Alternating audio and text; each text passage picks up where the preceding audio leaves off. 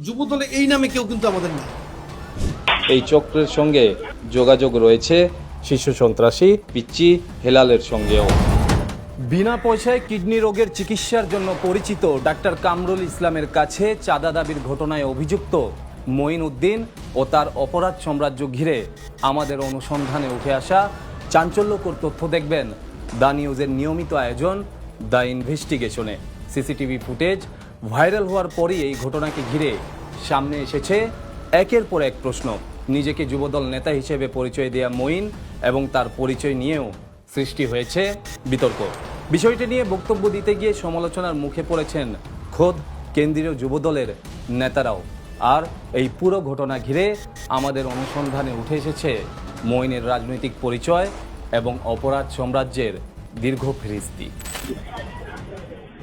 Viral হওয়া এই CCTV ফুটেজে যুবদল নেতা পরিচয় দেয়া মঈনকে ডাক্তার কামরুলের ক্লিনিকে প্রবেশ করতে দেখা যায়। ক্লিনিকে ঢুকেই উচ্চস্বরে কথা বলতে থাকেন চিকিৎসক ও ক্লিনিক কর্মীদের সঙ্গে তর্কে জড়িয়ে পড়েন। এক পর্যায়ে ডাক্তার কামরুলকে উদ্দেশ্য করে হুমকি দিতে থাকেন মঈন। ঘটনার ভিডিওটি সামাজিক যোগাযোগ মাধ্যমে ছড়িয়ে পড়ার পরই নড়ে চড়ে বসেন যুবদলের কেন্দ্রীয় নেতারা। ডাক্তার কামরুলের ক্লিনিকে গিয়ে বিষয়টি সম্পর্কে খোঁজ খবর নেন যুবদলের কেন্দ্রীয় সভাপতি ও সাধারণ সম্পাদক সহ শীর্ষ নেতারা।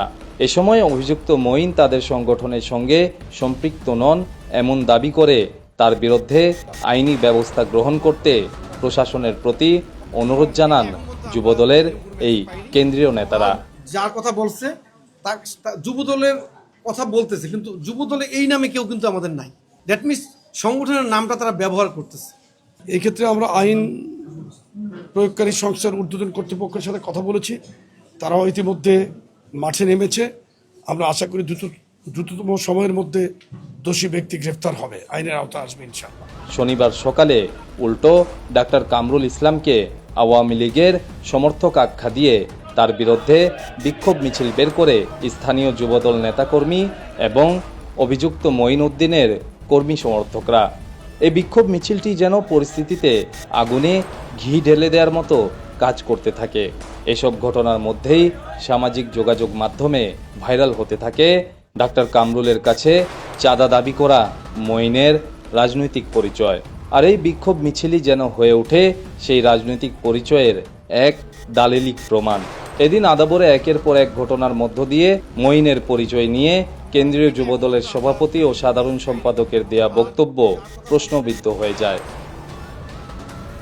একদিকে কেন্দ্রীয় নেতাদের অস্বীকার, অন্যদিকে মানবিক চিকিৎসক কামরুলের বিরুদ্ধে মাঠে দলীয় নেতাদের প্রকাশ্যে বিক্ষোভ। এই সাংঘর্ষিক বিষয়গুলো সামনে আনছে নতুন প্রশ্ন। ডাক্তার কামরুল ইসলামের কাছে চাঁদা দাবি করা সেই মঈনুদ্দিনের প্রকৃত পরিচয় কি? যদি বিএনপি কিংবা যুবদলের সঙ্গে তার কোনো সম্পর্কই না থাকে, তাহলে তিনি কেন নিজেকে যুবদল নেতা পরিচয় দিলেন?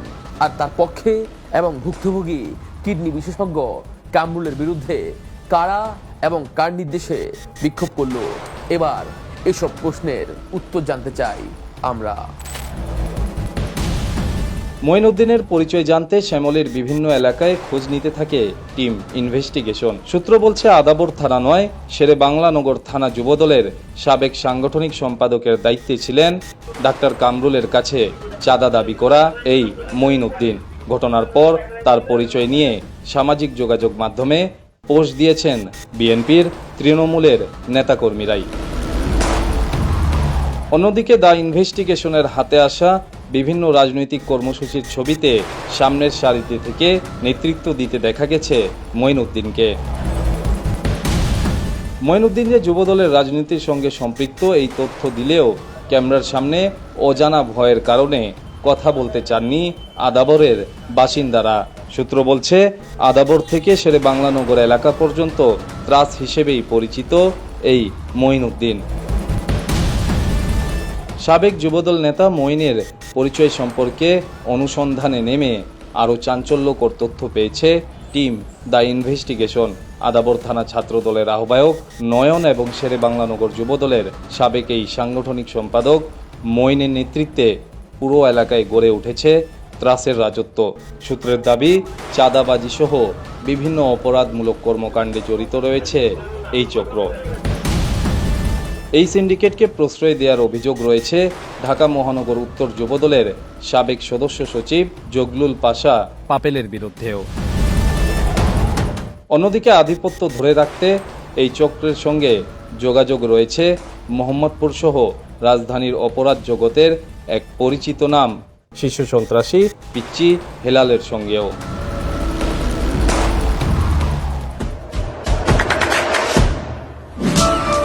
দেশে দেশে সবার সাথে দ্য নিউজ।